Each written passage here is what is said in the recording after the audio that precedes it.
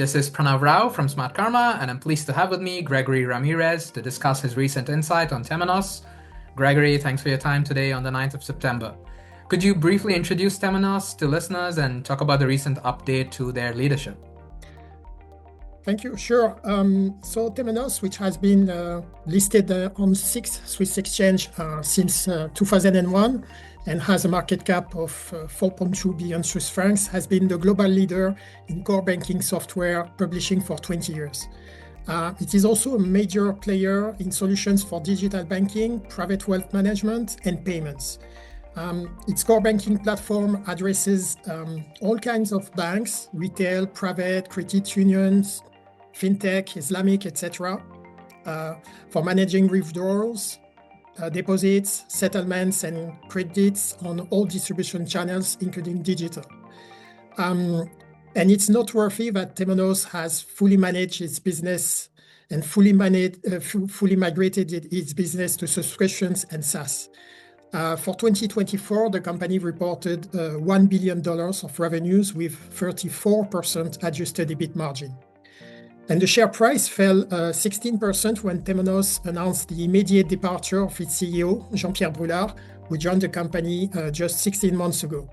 The board has justified its decision on the grounds of requiring consistent leadership to execute the strategic plan announced 1 year ago. This was a plan developed under Brulard's leadership. The company has had a management crisis in 2023, and I believe Jean Pierre Brulard made significant progress in addressing key challenges. He has simplified Temenos' organization and product strategy, and he strengthened the company's presence in the US. His achievements include several senior leadership appointments, the sale of the fund administration business, and advancements in AI. And these initiatives yielded tangible results, accelerating revenue growth.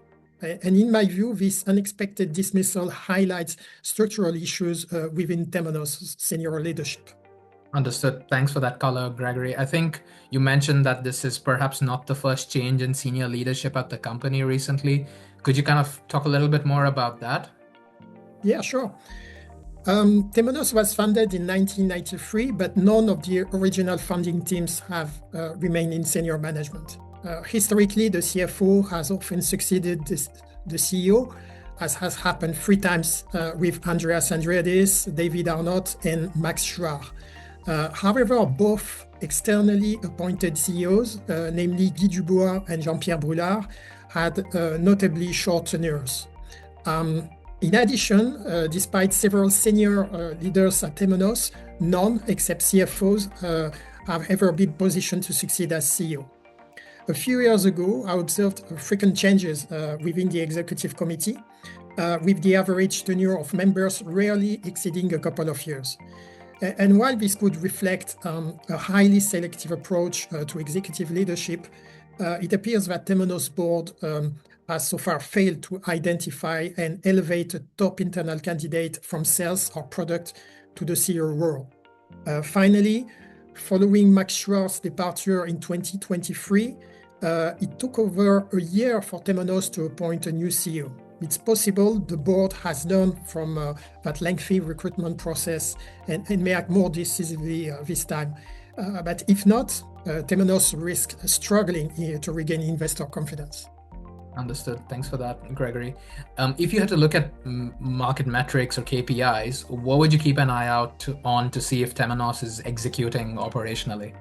I would say the good news is that Temenos has already redefined its strategic direction and begun executing it with the operational framework already in place. So even without a permanent CEO in the short term, the company is well positioned to carry out its strategic objectives through to 2028. These targets include annual recurring revenues, or ARR, of at least $1.2 billion, adjusted EBIT of $450 million, and free cash flow of $400 million. This implies accelerating ARR growth from the current 11% to 13%, accelerating revenue growth from mid-single digit to high single digit or even higher, and keeping the adjusted EBIT margin in the mid-30s.